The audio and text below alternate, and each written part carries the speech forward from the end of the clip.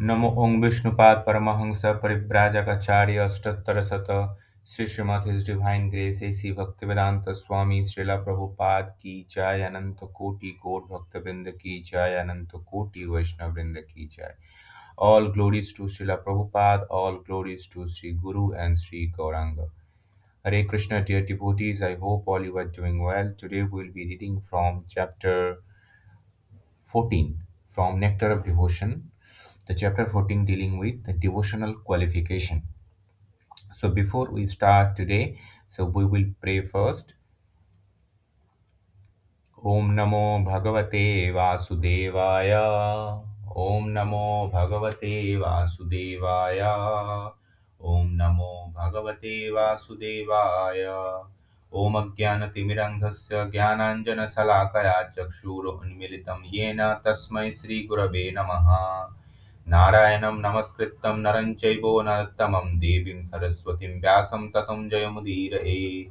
जय श्री कृष्ण चैतन्य प्रभु नित्यानंद श्री अद्वैत गदाधर शिवासदि गौर भक्त वृंद.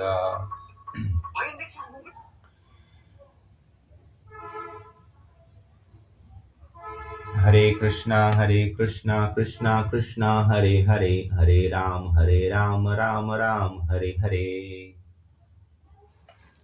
नमो ओं विष्णुपाद परमहंस नमो ओं विष्णुपादाय कृष्णप्रेष्ठाय भूतले श्रीमते भक्तिवेदांत स्वामी निति नामिनी नमस्ते सरस्वती देवी गौरवाणी प्रचारिणे निर्विशेष शून्यवादी पाश्चात्य देश तारिणे.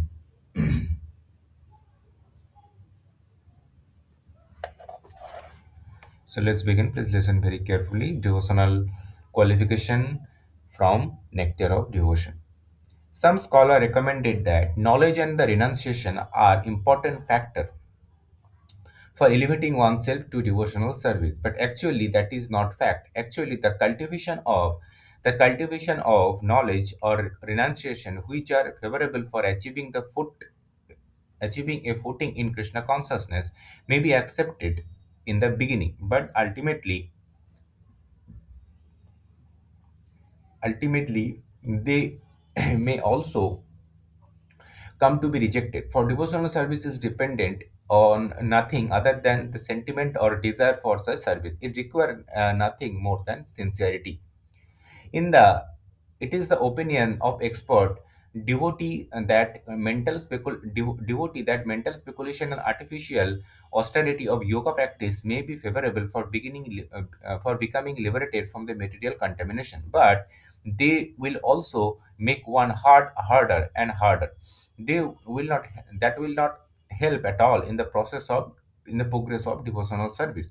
These progress are therefore not favorable for entering into the transcendental loving service of the Lord. Actually, Krishna consciousness devotional service itself is the only way of advancing in devotional life. Devotional service is absolute. It is the kind of both the cause and effect. Supreme Personality Godhead is the cause and effect of all that be. Is to approach an absolute the process of devotional service, which is also an absolute, has to be adopted. This is confirmed in Bhagavad Gita by Lord Himself. One can understand me only through devotional service. In beginning his teaching of the kind of Gita, Lord says to Arjuna, because you are my devotee, I shall teach this secret to you. Vedic knowledge means ultimately to understand the Supreme Lord. The process of entering into the his kingdom is devotional service. That is accepted by authentic scripture. Mental speculators neglect the process of devotional service, and by simply trying to defeat other philosophical research, they fail to develop the ecstasy of devotion. In the 11th canto, 20th chapter, verse 31, Srimad Bhagavatam, Krishna says, my dear Uddhava, for person who are seriously engaged in my service, the cultivation of philosophical speculation and artificial renunciation are not very favorable. If when a person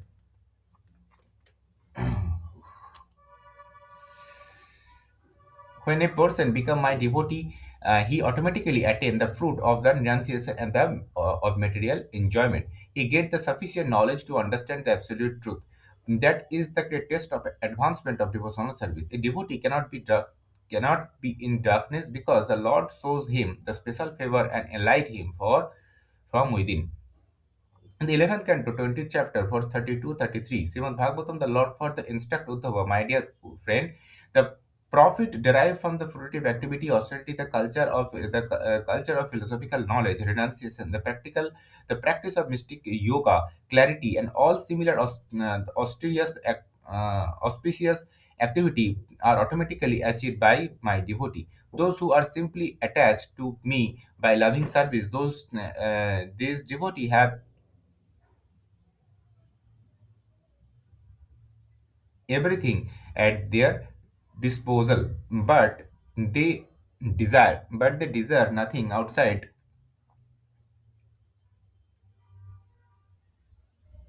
my devotional service. In every kind of devotee should desire some material profit,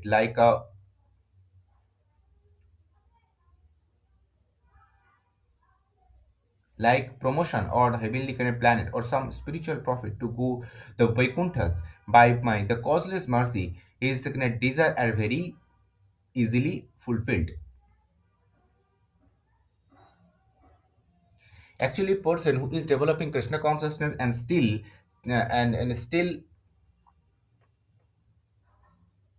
has some attachment to the material enjoyment will be kind of free from such a tendency by regularly discharging devotional service under the instruction of the bona fide spiritual master. Srila Rupa Goswami then recommend that one should not attach to material sense enjoyment, but should accept everything enjoyable that is a relationship to Krishna. For example, eating is necessary. One wants some palatable dishes to satisfy his senses and taste. So, in that case, for the satisfaction of the Krishna rather than for satisfaction of the tongue, some palatable dishes may be prepared and offered to Krishna. Then it is renunciation. Let the palatable dish be prepared, but unless they are offered to Krishna, one should not accept them for eating. This vow is kind of rejecting anything that is not an offer to Krishna is actually renunciation. And by such renunciation only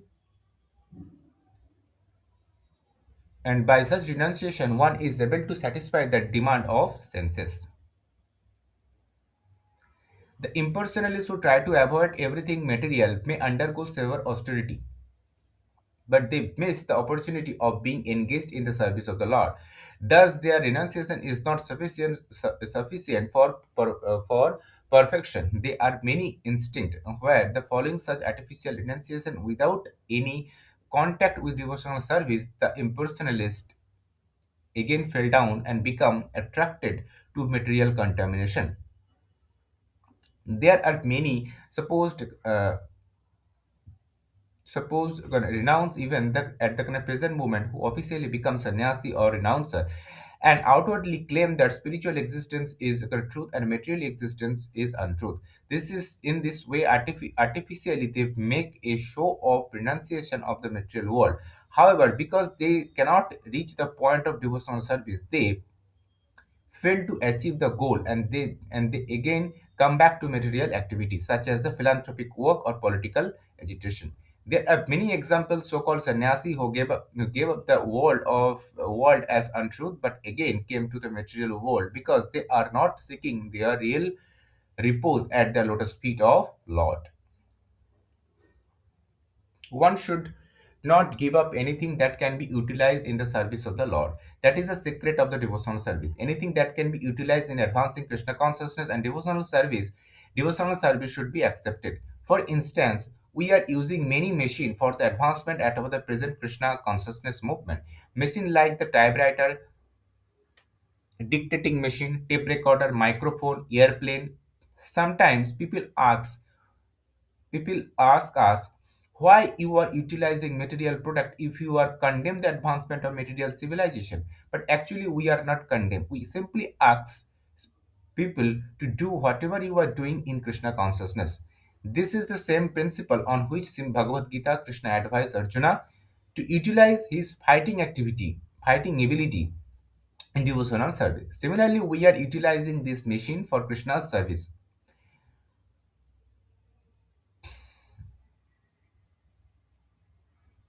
With such sentiment for Krishna or Krishna consciousness, we can accept everything. We can accept everything. We can accept everything. If the tabulator can be utilized for advancing the Krishna consciousness movement, we must accept it. Similarly, the dictating machine or any other machine must be used. Our vision is that Krishna is everything. Krishna is a cause and effect, and nothing belong to us. Krishna's thing must be used in Krishna's thing must be used in the service of Krishna. That is our vision.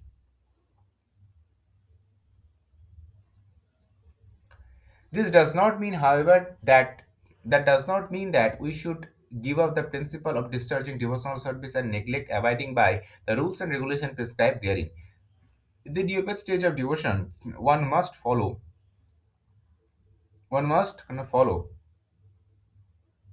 all the principle regulation by the authority of the spiritual master. The acceptance and rejection of this of acceptance or rejection of thing should always be in pursuance of the devotional principle, not that one can independently manufacture some idea of what should be accepted or rejected. The spiritual master, as the visible manifestation of Krishna, is necessary, therefore, to direct the devotee on the kind of behalf of the Supreme Personality God. The spiritual master must never be carried away by the accumulation of the wealth or large number of followers. A bona fide spiritual master will never become like that. But sometimes, if the spiritual master is not properly or authorized and only on his own initiative become a spiritual master, he may be carried taken away by a accumulation of wealth, large number of disciples. His is not a very high grade of devotional service. If a person is carried away by such achievement, then his devotional service become sacred. One should therefore strictly adhere to the principle of the disciplic succession.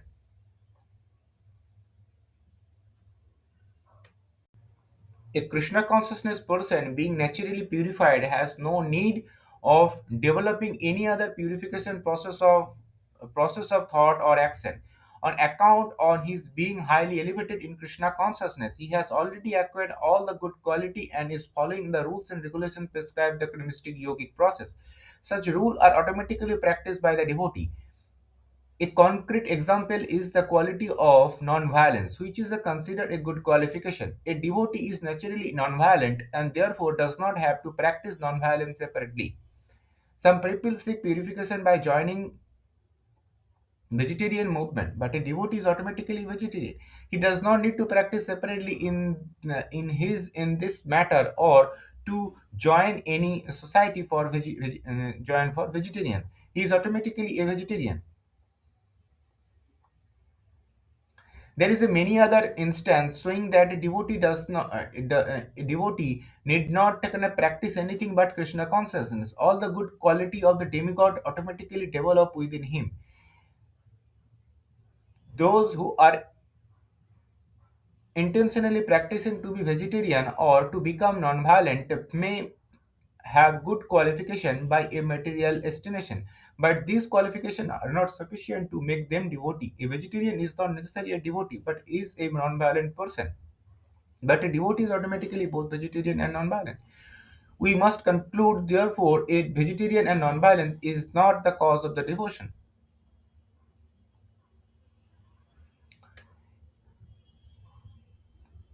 In this connection, there is a story in the Skanda Purana about the hunter who was converted into the great devotee under the instruction of Narad Muni. When the hunter became a perfect devotee, he was not prepared to kill even an ant. Parvata Muni, a friend of Narada, saw the wonderful transformation of the hunter by the devotional service and remarked, "My dear hunter, your unwillingness to kill even an ant is not very astonishing. Any person who develops the devotional attitude has all good quality automatically manifested in him. A devotee is a never cause or distress to anyone. Never cause of distress to anyone." Sri Rupa Goswami affirmed, hearing that the purification of the consciousness, purification of the bodily activity and austerity, peace of mind, etc., all become automatically manifest in the person who is engaged in devotional service. Sri Rupa Goswami affirm herein that there is a nine kind of devotional service which are listed as a hearing, chanting, remembering, serving, worshipping the deity in the temple, playing the carrying the order, and serving the Krishna as the kind of friend, and sacrificing everything for him. Each and every other, this process is so powerful that even that if anyone follow even a single one of them, he can achieve the desired perfection without fail. For example, if one is attached simply by hearing about the Lord, another is attracted chanting of the glories of the Lord, both will achieve the desired goal in devotional service. In Chaitanya Charitamrita, this has been explained. One may execute one, two, three, and all the different process of devotional service, and all the ultimate and at the ultimate end he will achieve the desired goal of becoming established in devotional service. There are concrete examples of how a devotee discharge won this service and achieve perfection. King Parikshita achieved the desired goal of life simply by hearing Srimad Bhagavatam. Sukdev Goswami achieved the desired goal of life simply by reciting Srimad Bhagavatam. Prahlad Maharaja became successful in devotional service by always remembering the Lord. Lakshmi, the goddess of fortune, was successfully engaging herself in messaging the lotus feet of the Lord. King Prithu becomes successful by worshipping in the temple. Akrura becomes successful by offering prayer. Hanuman becomes successful rendering personal service to Lord Ramchandra. Arjuna becomes successful by becoming friend of Krishna. Bali Maharaj becomes successful simply by offering all of his procession to Krishna. There are also examples of devotee who discharge all the different items together. In the ninth canto, on the fourth chapter, verse 18, 19, 20, Srimad Bhagavatam, there is a statement about the Maharaj Ambirisa who followed every one of devotional process, who followed every one of the devotional process. In this verse, Sukdev Goswami says, King Ambarisa first of all concerned his mind and the lotus feet of the Lord Krishna, then engaged his speech in describing his pastime and activity of the Lord, describing the pastime and activity of the Lord. He engaged his second hand in washing the temple of the Lord, and he engaged his ear in hearing of the transcendental glory of the Lord. He engaged his eye in seeing the beautiful deity of the temple. He engaged his body in associating with the pure devotee of the Lord. When you are associated with some, you have to sit down together, eat together. Then in the kind of way that in the kind of way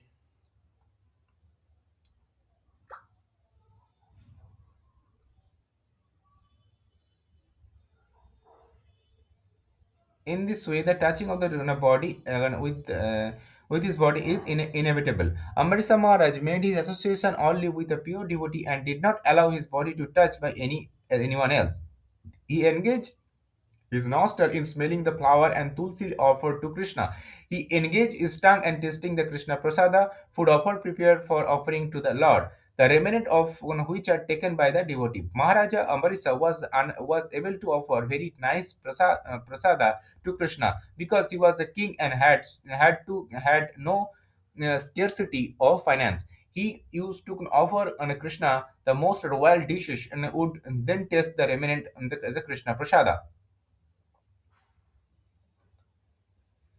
There were no scarcity in the royal style because again, he had a very beautiful temple wherein the deity of the Lord was decorated with the costly paraphernalia and offer high grade food. So everything was available, and his engagement was always completely in Krishna consciousness. The idea is that we should follow the footsteps of great devotee. If we are unable to execute all the different items of devotional service, we must try to execute at least one of them. Uh, if we are unable to execute all the different item of devotional service, we must try to execute at least one of them, as exemplified by the previous acharya. If we are engaged in the execution of all item devotional service as we Maharaj Ambarish, then the perfection of devotional service is guaranteed from each of these items. With the first complete engagement, the one become automatically detached from material contamination and liberation, liberation become the maidservant of the devotee. The idea is confirmed by Billamangal Thakur. If one develop another devotion to the Lord, liberation will follow the devotee as his maidservant. Srila Rupa Goswami says the regulative principle of devotional service are sometimes described as a authority authority as a path of serving the Lord in opulence. Srila Rupa Goswami says that the regulative principle of devotional service are sometimes described by authority as a path of serving the Lord in opulence. So here we conclude the reading of Bhaktivedanta purport. I hope all you understood. Now let's jump into the insight. Thank you very much. Hare Krishna. See you tomorrow. So, what does it really take to walk a spiritual path? A life of total sacrifice? Decades of intense, difficult study? Well, today we're going to dive into a text that kind of turns all those common ideas right on their head. It offers a radically different perspective on what devotion is all about. I mean, let's be honest. When you picture a serious spiritual journey, what pops into your head? Probably a monk in a cave, right? Or a scholar just buried in ancient dusty books. We're sort of conditioned to think it has to be really, really hard. But what if that's not the whole story? What if the real key is something way simpler, something every single one of us already has? And this is where the text we're looking at today makes a pretty bold claim. It takes all those typical ideas, the intense study, the big sacrifices, the heavy philosophical knowledge, and just kind of sweeps them off the table.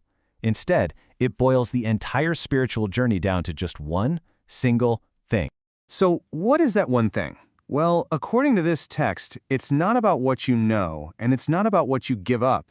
It's about something much more fundamental. It all comes down to the heart. And this quote, man, it just gets right to the core of it. Devotional service is dependent on nothing other than the sentiment or desire for such service. It requires nothing more than sincerity. That's it. That's the whole requirement. Not your resume, not your IQ, not your ability to perform some extreme austerity. Just a genuine, sincere desire. In fact, the text warns that some other paths, like getting lost in abstract philosophy or forcing yourself through these really artificial exercises, can actually backfire. They can end up making your heart harder and harder. But devotional service, that's seen as something completely different. It's described as being absolute. It's both the path and the destination. It's the cause and the effect, all rolled into one. So, this idea of the heart being the absolute center of the spiritual path, it leads to a really fascinating take on the whole concept of renunciation. We usually think of renunciation as giving stuff up. But this text suggests a different way to look at it. It's not so much about what you give up, but about how you use what you already have. First, there's what the text calls artificial renunciation. This is the one we're probably most familiar with, rejecting the material world, trying to escape it all. But the text warns that this can be a huge trap. It's like trying to hold your breath underwater. I mean, you can do it for a little while, but eventually you have to come up for air. You can't just reject the world, you have to find a way to live in it. But then, there's true renunciation. And this is a total game changer. It's not about rejecting the world at all. It's about repurposing it. It's about taking everything, your talents, your job, your relationships, your resources, and using them in service of a higher purpose.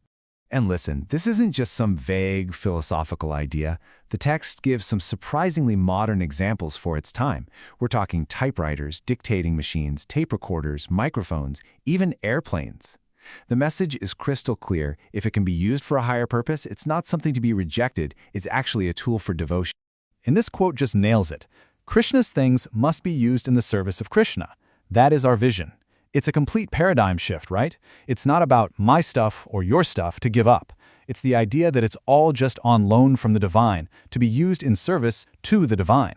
That's true renunciation. Okay, so if true renunciation is about using everything you have in service, how do you actually do that? Well, the text doesn't leave us hanging. It lays out 9 different ways to engage in devotional service. And here's the really incredible part. You don't have to master all 9. The text says just one is enough. And here are some of those powerful processes. There's hearing sacred texts, chanting, just remembering the divine. There's serving, worshiping, praying from the heart. Each one of these is a complete path in itself. And the text is really clear about this. You don't have to be a jack of all trades. Just find the one that truly resonates with you and pour your heart into it. And this isn't just a feel-good idea. The text is packed with stories. Stories of real people, historical figures who reached the ultimate goal of life by focusing on just one of these processes. It's like a spiritual hall of fame, where every person is proof of the power of a single, focused path. So for example, take King Parikshit. He was this great king who was told he only had 7 days left to live. And what did he do with his last week? He didn't try to conquer new lands or build monuments. He just sat and he listened. He just heard the sacred texts. And through that one simple act of hearing, he achieved perfection. And then you have someone completely different like Hanuman. He is the absolute embodiment of selfless service. He dedicated his whole life to serving Lord Ramachandra. And through that single path of service, he achieved the very same goal as the king who just sat and listened. Two totally different approaches, same destination.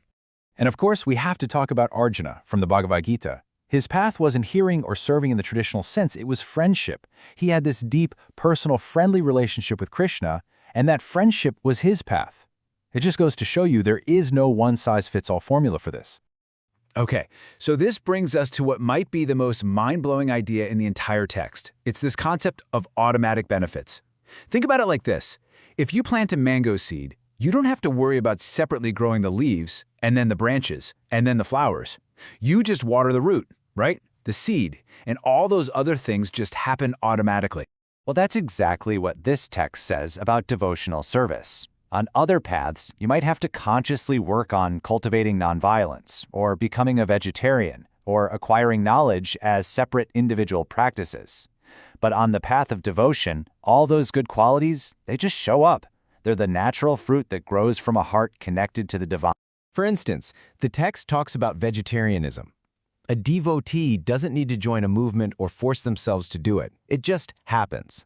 When your heart is filled with a genuine love for all living things, the idea of causing harm to an animal, it just stops making sense. It's a change that comes from the inside out, not the outside in. And there's this incredible story in the Skanda Purana about a hunter who is known for being incredibly cruel. But then he becomes a devotee, and his heart is just completely transformed. The story goes that a friend saw him gently brushing an ant off his path so he wouldn't step on it, and was just amazed. And that's where this quote comes from. A devotee is never a cause of distress to anyone. That's the power we're talking about. It doesn't just change what you believe, it changes who you fundamentally are.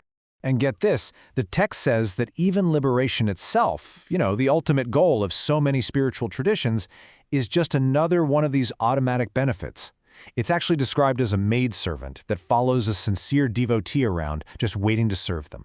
You don't have to chase after it, you focus on love and service, and liberation comes looking for you.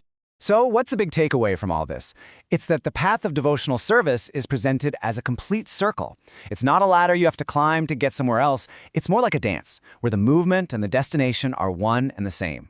So I'll just leave you with this question to think about. If any action, literally anything you do, can be an act of devotion, if your entire life can become a kind of prayer, what does that change for you? How does that shift your perspective on all the little things you do every single day?